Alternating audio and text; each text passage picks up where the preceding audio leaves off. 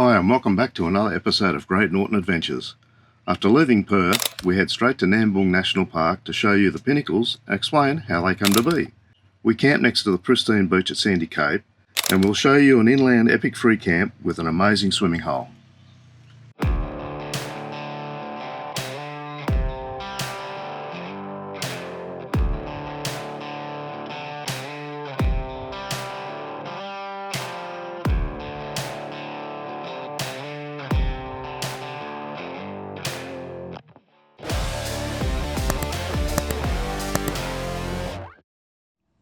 With all the jobs and maintenance done, we set off with the Nambung National Park as our next stop. It's only about 200 kilometres north of Perth and is only a short drive off the main highway. The closest town is the seaside village of Seabreeze.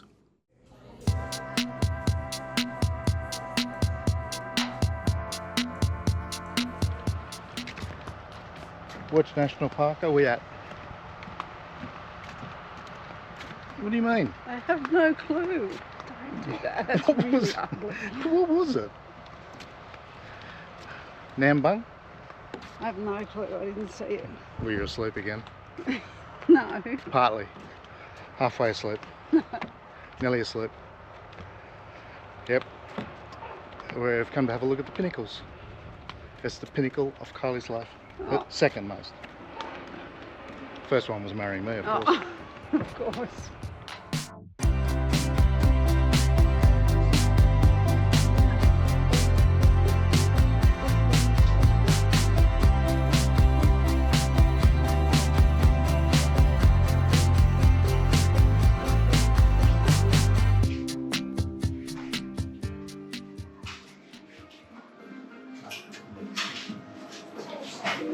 How come everywhere we go in West Australia, they got cultures of Lord Jimmy Barnes play? They have.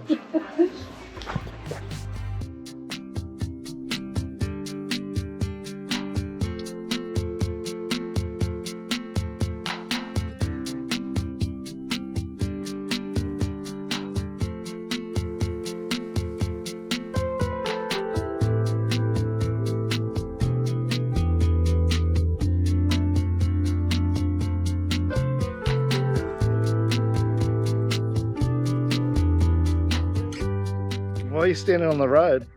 How yellow the sand is. Why are you standing with your back to all the Pinnacles? Oh, they're everywhere. Look how yellow the sand is. Look at my toenails.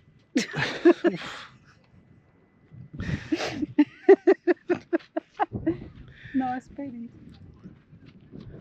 Here we are at the Pinnacles. It's quite an amazing spot actually. Arnie, how did they form? Oh, they were under the ocean. No, they weren't. Yes. No, the water from the seashells break down and calcium gets washed up. And there's a couple of theories that they either stuck up onto the trees and then became crystallised. It's like rock style. And they've been buried under sand and come out and all that sort of stuff. And there's other theory that said it was a petrified forest.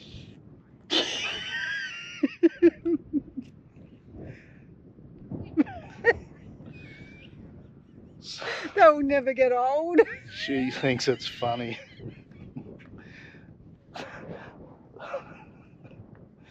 They'll never get old. You're getting old, that's what's happening. She thinks she's funny. Anyway, let's look at the Pinnacles.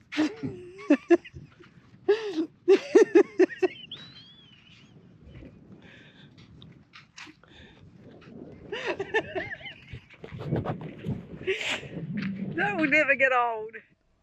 The Pinnacles in the Nambung National Park formed through a combination of natural processes. The limestone pillars originated from seashells that broke down in lime-rich sand. Coastal winds blew this sand inland where it formed dunes over time. Rainwater caused the lime to cement the sand into limestone. Vegetation and root systems possibly influenced the shapes as they grew and decayed. Over thousands of years, wind and water gradually eroded the surrounding material to expose the Pinnacles into the striking formations that we see today. Unfortunately, this rules out the petrified theory for Kylie.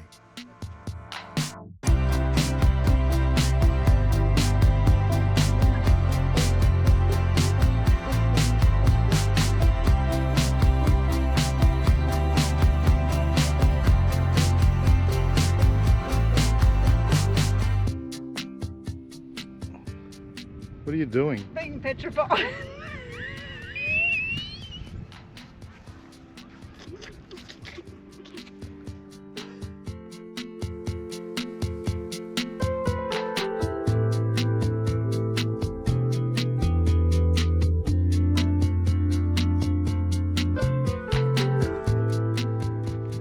Oh, look at you.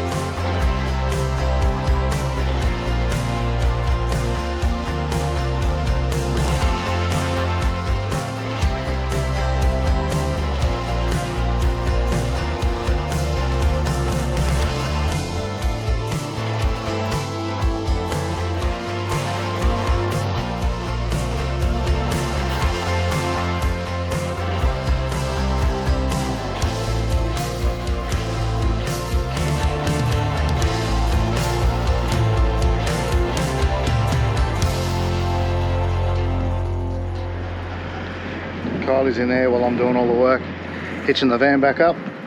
We're in the Pinnacles car park. As you can see, there's plenty of room to drop your trailer off or your van, or if you're in a big thing, you can just do the desert walk. Idea behind that is you can't take caravans onto the desert track, so you just leave them here, chucked in their little lock, and we went for a drive around the Pinnacles. And we're back. Yeah, back. I hooked it all up while Kylie sat. Oh, I did not. I helped. What'd you do? Got the drill out for me. No. She got the drill out. And another thing worth noting is it's just for a car, it's $17 entry. But if you get the Parks Pass, The WA Parks Pass. the WA Parks Pass, it counts for that as well as all the entry to all the other national parks we Yep. went to. So that's an idea to get one of them. Thanks for the input. You're welcome. Anytime. She's got a smile on her face now. Why? What are you having for lunch? 6 bits of bread. No, with 2 bits of bread. And a paper bag. Soggy ones. Looking for the soggy ones. Watch how she makes this. She will pick and... That's a crispy one. No, it actually looks crispy, but it's actually soggy. Oh, she doesn't eat crispy chips. Look at it. Have you ever seen anyone pick and choose chips? Special. After a quick stop at Jurien Bay to enjoy some classic Aussie cuisine, we moved on to Sandy Cape Recreation Reserve. Only 15 minutes north of Jurien Bay, the campground runs alongside the beach.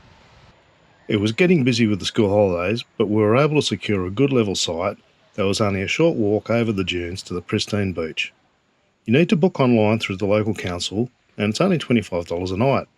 We spent the next few days here relaxing, swimming, and not catching any fish.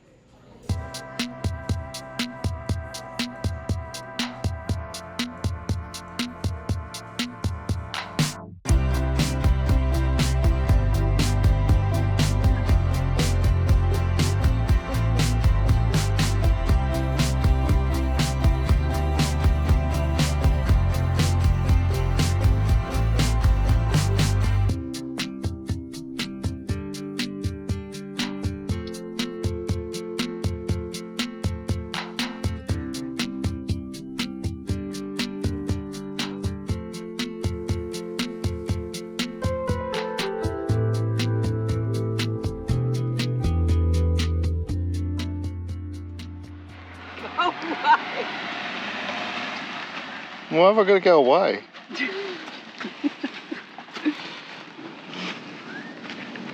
Oh, push me. So I told everyone you pushed me. And that's just caught on camera then.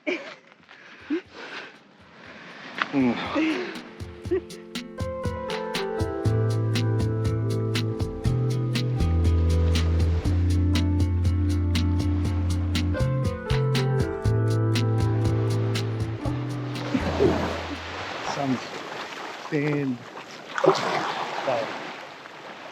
Is that raining? No. It is Oh, it raining. is raining. What? What do you mean is it that rain? What else is falling out of the sky You that's wet? said it's raining. That's right. I said no. That's right. And it is. How can it not be You raining? said it's raining. And you said no when there's water falling from the sky. What? Last time I checked, that was rain. Well, here we are on a beautiful sunny day in Sandy Cape Recreation Reserve. It's raining. Oh, it won't last long. It's only a little bit of cloud there. You close the roof hatches? Oh, not again. I didn't open them. I didn't open them. Did you open them? One's open. Oh, above the bed? No. Well, there you go. The other one. I don't know why you do that. Haven't you learned? Sandy Cape Recreation Reserve. There's about 100 campsites here. So many. Yeah, well, but it's not too bad. It's sort of spread out. There's a few little sites that get their own little sort of private cut out into the bush. Pretty popular spot. It's the weekend. School holidays have started, and that's why we've sort of got out of Perth pretty quick. Dropped into Perth. That was just a get jobs done at a car service. Had to get some new tyres. Yeah, it was a bit expensive, that one. Yeah. Anyway, so here we are, Sandy Cape Recreation Park for a couple of days, and then we're going to head towards Kalbarri. The only accommodation we could get because of school holidays, but I'm sure it'll be pretty fine. She got wet.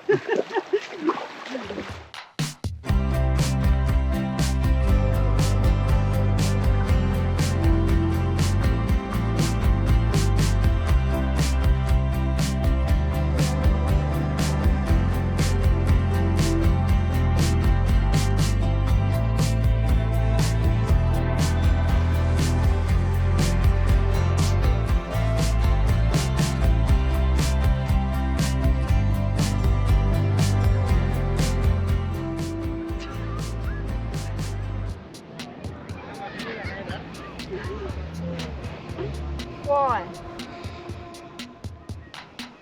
I'm just showing everyone Sandy Cape.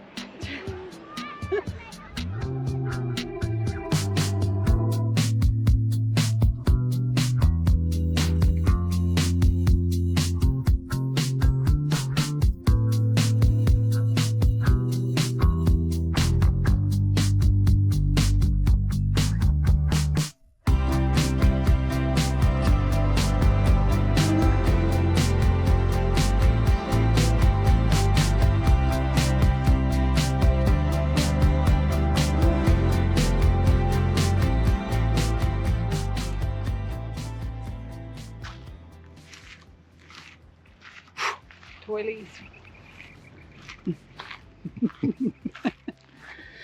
Yes, Toilies. they got some drop dunnies, or better known as Toilies. Do they smell? No, they're clean. They're good. They're just drop dunnies. Oh. But yeah, there are a few spread out throughout the campground. We're at the main campground. There's a couple of other little four-wheel drive ones where you can get down to the beach a bit further on, but yeah, I wasn't real sure about how wide the trucks and that were. But yeah, not a bad little spot.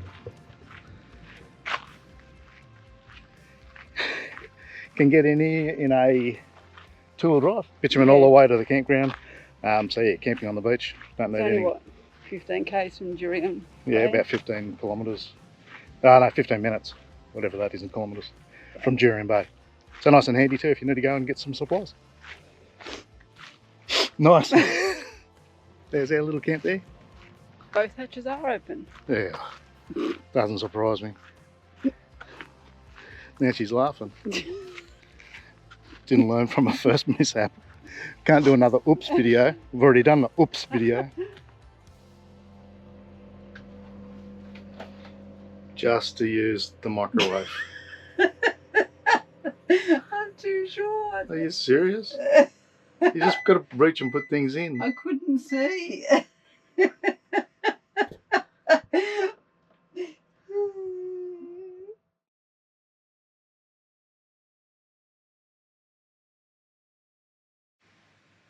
The time had come to say goodbye to Sandy Cape. It was still school holidays, so we took a punt on a free camp that was a bit inland. It was about 2 hours north of us and about 45 minutes inland from Geraldton. When we arrived, we were blown away on how beautiful the place was. It was a little busy, but there was plenty of space and we found ourselves a great little spot that had plenty of privacy. There is a short gravel road entrance, but it's suitable for two-wheel drives. There's a few fire pits around the place and one lot of drop toilets, but otherwise you really need to be self-contained. Was a bit popular with the backpackers because it was free, but they all hung out together and they were pretty well behaved.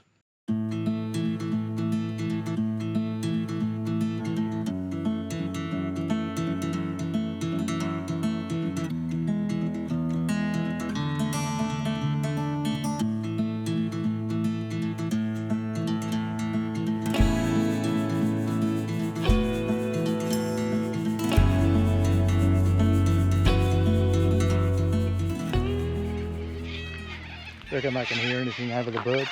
No, they're so loud.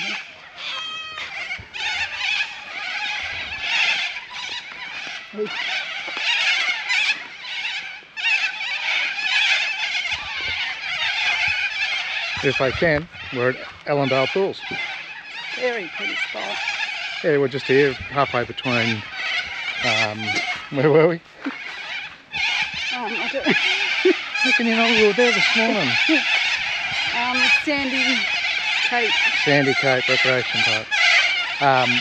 Halfway between there and Kalbarri, the only accommodation we could find was here because it's school holidays again. So the coast is all booked out. God, those birds are noisy. Oh.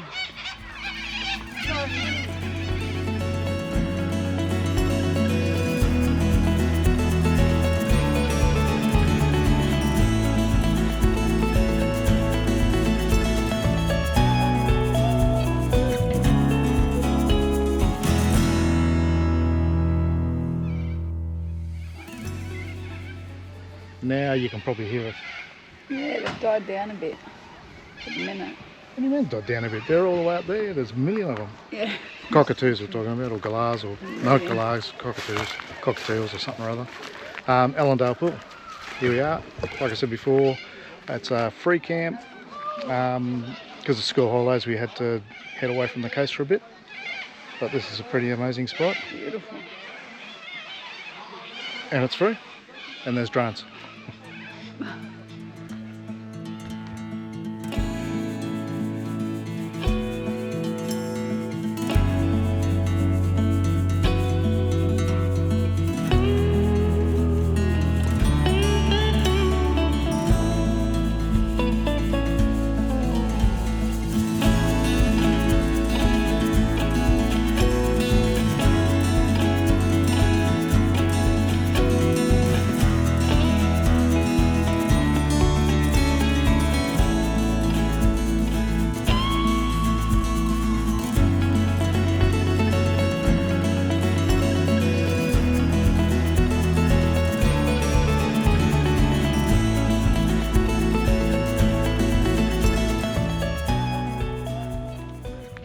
What are you doing with that? Flies. They're a swat. Not to wave them away. Yeah, but it's just easier because then I can reach down with my legs and feet. That's a bit lazy. It's not lazy, it's genius.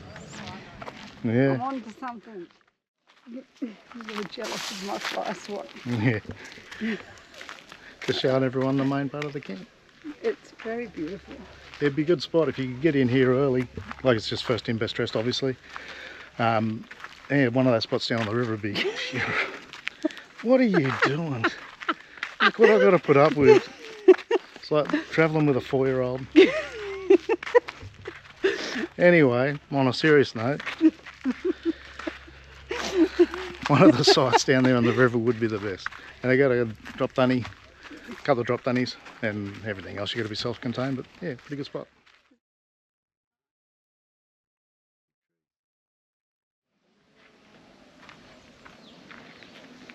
There she is again.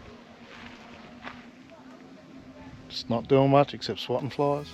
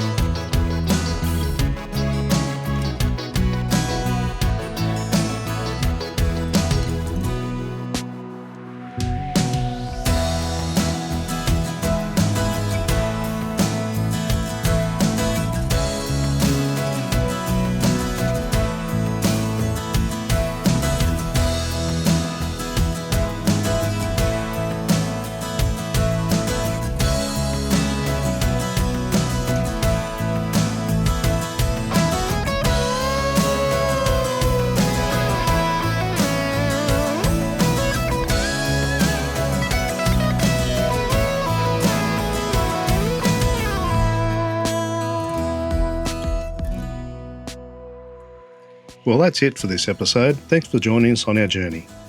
Next episode, we find a historic station stay, one of the first of many to come. We'll also show you why Kalbarri National Park, from its inland gorges to coastal cliffs, is a must-visit location. See you next time.